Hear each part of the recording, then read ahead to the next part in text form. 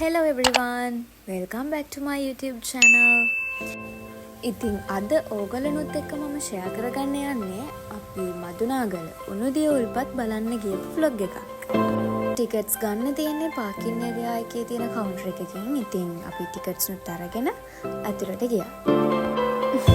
බලන්නකො ෆොටෝ එකට ඉදපු එක්කනට වෙච්ච වැඩේ. එයා හිතුවේ මම ෆොටෝස් ගන්නවා කියලා. පව් නිසා ඉතින් ෆොටෝ එකකුත් ගත්තා. ඒ ෆොටෝ එක තමයි මෙන්න මේ තියෙන්නේ. කමෙන්ට් එකකුත් දාගෙන යන ගමන් වීඩියෝ එකේ ඉතුරු ටික බලන්න. ඉතින් මේ තමයි වෝටර් ටැන්ක්ස් ටික. අපිට මෙතන තමයි නාන්න තියෙන්නේ. අපි දැන් නාන්නයි යන්නේ. ලංකාවෙම හොට් වෝටර් ස්ප්‍රින්ග්ස් 10ක් විතර තියෙනවා. ඒ වුණාට දකුණු පළාතේ තියෙන එකම හොට් වෝටර් ස්ප්‍රින්ග් එක තමයි මේ Madunagala hot water springs. Cream කමලි වල තියෙන කන්‍යා උල්පත් වල මේ විදිහට පොකුණු 7ක් තියෙනවා. වුණාට මදුනාගල අපිට මේකේ තියෙන්නේ පොකුණු 6යි. මේ පොකුණු 6ේ තියෙන එක පොකුණෙන් පොකුණට මේකේ ටෙම්පරේචර්ස් වෙනස් වෙනවා. ටෙස්ට් කරලා බලන්නත් එක්ක හැම පොකුණෙන්ම මම නම් ඉතින් නාගෙන ගියා. ගොඩාක් දිගට නම් මේ වීඩියෝ එක නෑ. චූටි කොටස් තමයි මම මේකට එකතු කරලා දාලා තියෙන්නේ. ඉතින් දැන් අපි නාලා ඉවරයි. ඊළඟට මේකේ අපිට ඇවිදින්නත් චූටි තැන් ටිකක් තියෙනවා. දැන් අපි යන්නේ අන්නේ තැන් මොනවද කියලා බලන්න. ඉස්සර නම් මං චූටි කාලෙද්දි මේක ඇතුලේ තව හාපැටව් කුරුල්ලෝ එක ලස්සන ජාතියේ ලේන්නු එහෙම ගොඩාක් අය හිටියා. හැබැයි මේ පාර නම් ඒ කවුරුවත් පේන්නේ හිටියේ නෑ. ඒ කියන්නේ ඒ කේජස් ටික හිස් කරලා තමයි තිබ්බේ. කලින් තිබ්බ විදිහට වඩා නම් ඇත්තටම ලොකු වෙනසක් වෙලා තිබ්බා. බ්‍රිජ් එකකුත් අලුතෙන් හදලා මේ ඇලෙන් එහා පැත්තට යන්න මෙතන ලස්සනට ෆොටෝස් ගන්න එහෙම පුළුවන්.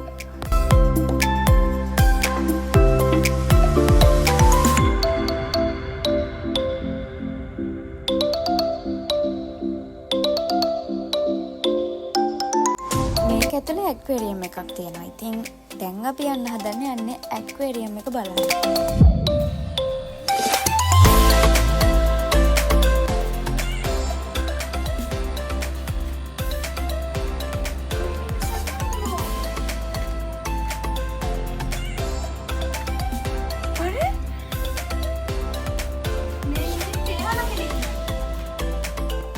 මාළු කියන්නම් මං ගොඩාක් ආස සතු ජාතියක්. මං එයාලව ඇති කරන්නත් හරිම ආසයි. මේ ටික විතරක් නෙවෙයි මං හිතන්නේ මීටත් එහාට තව එක වර්ගේ මාළු ඉන්න ටැන්ක්ස් ඇතුලේ තිබ්බා.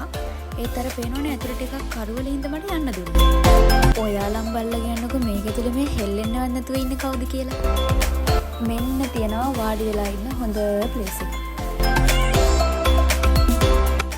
මේක ඇතුලේ ලොකු පැරට් කෙනෙක් ඉන්නවා. අර මැකෝලා කියලා කියන්නේ. අන්නේ මැකෝ කෙනෙක් මෙයාලා ගාව ඉන්නවා. ඉතින් අපිට ඒ ලස්සන පැරට්ව පිටේ තියාගෙන, ඔළුවේ තියාගෙන, කරේ තියාගෙන, බෙල්ලේ තියාගෙන, ඕනි තැනක තියාගෙන ෆොටෝස් ගහන්න පුළුවන්. අර ආන්ටි කෙනෙක් කරේට අරන් ගියේ අන්නේ පැරට්ව තමයි. මෙන්න මේ තියෙන්නේ අපේ චූටි බබාලා ටිකට හොඳට සෙල්ලම් කරන්න පුළුවන් ප්ලේ ඒරියා එක. ඉස්සර නම් මාත් ආවට පස්සේ මේක හොඳටම සෙල්ලම් කරලා තමයි ගෙදර යන්නේ. පාක් එක 5 වෙනකම් ඕපන්. පහකිවට වෙලාවෙ චුට්ටක් එහෙම වුණාට ප්‍රශ්නයක් නෑ. කට්ටිය ඇතුළට ගන්නවා. ඒ වගේම තමයි අපිට ප්ලේ ඒරියා එක ගාවම මෙන්න මේ හට් එක බලා ගන්න පුළුවන්. මං හිතන විදිහට මේක බර්ඩ් වර්ෂන් හට් එකක් වෙන්න ඇති. හැබැයි හරියටම දන්නේ නෑ. කොහොම හරි මේකට නම් යන්න බැරි වුණා. ඉතින් පේනවනේ මේකේ ලැඩ එක කැඩිලානේ. ඉතින් මෙන්න මේ තැන් ටික තමයි අපිට පාක් එක ඇතුළේ එන්ජොයි කරන්න තියෙන්නේ. දැන් වෙලාව සාමාන්‍යයෙන් හවස 6:00 විතර ඇති.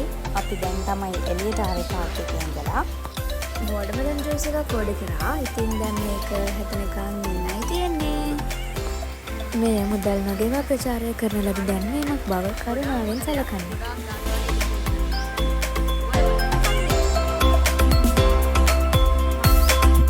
හොඳටම වඩින්න ඉඳපු වෙලාවක්. ඉතින් මේ ජූස් එක බිව්ව ගමන් නිකන් දිව්‍ය ලෝකෙ ගියා වගේ හිතුණා. මෙච්චර රස ජූස් එකක් හදලා දුන්නට යාන්ටිට thank you. ඇත්තටම මං ඉරිඟු කන්න පොඩ්ඩක්වත් ආස නැහැ.